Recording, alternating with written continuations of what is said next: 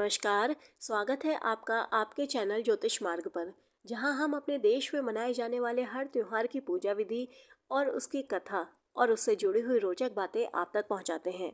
आज उन्हीं त्योहारों में से एक गणेश चतुर्थी के त्योहार के बारे में हम बात करेंगे। गणेश चतुर्थी का त्योहार भगवान शिव और माता पार्वती के पुत्र भगवान गणपति के जन्मदिन के रूप में मनाया जाता है। गणेश चतुर्थी वैसे तो भारत के कई राज्यों में मनाई जाती है, लेकिन महाराष्ट्र के लोगों को इस त्योहार का बेसब्री से इंतजार होता है।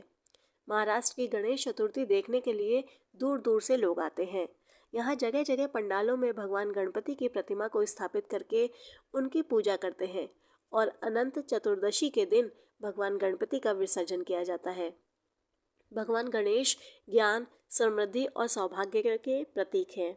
कोई भी नया काम करने से पहले सबसे पहले भगवान गणेश जी की पूजा की जाती है। भगवान गणेश को विघ्नहर्ता और रिद्धि सिद्धि व बुद्धि के दाता भी माना जाता है। का जन्म कैसे हुआ? भगवान गणपति के जन्म की कथा।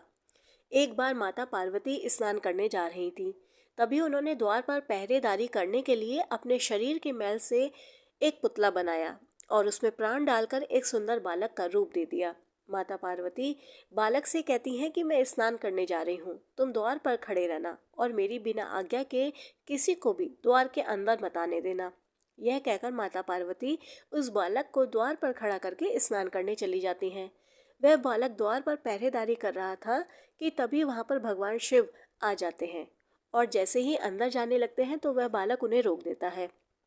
भगवान शिव उस बालक को अपने रास्ते से हटने के लिए कहते हैं, लेकिन वह बालक माता पार्वती की आज्ञा का पालन करते हुए भगवान शंकर को अंदर प्रवेश करने से रोक देता है, जिसके कारण भगवान शिव क्रोधित हो जाते हैं और क्रोध में अपने त्रिशूल निकालकर उस बालक की गर्दन को धड़ से अलग कर देते हैं।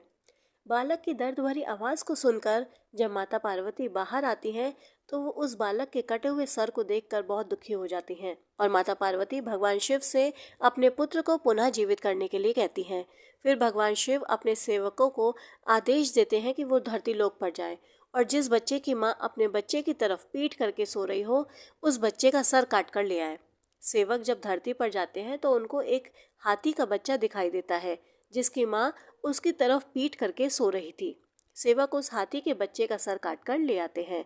फिर भगवान शिव उस हाथी के सर को बालक के सर के स्थान पर लगाकर बालक को पुनः जीवित कर देते हैं और भगवान शिव उस बालक को अपने सभी गणों का स्वामी घोषित कर देते हैं। तभी से उनका नाम गणपति पड़ा।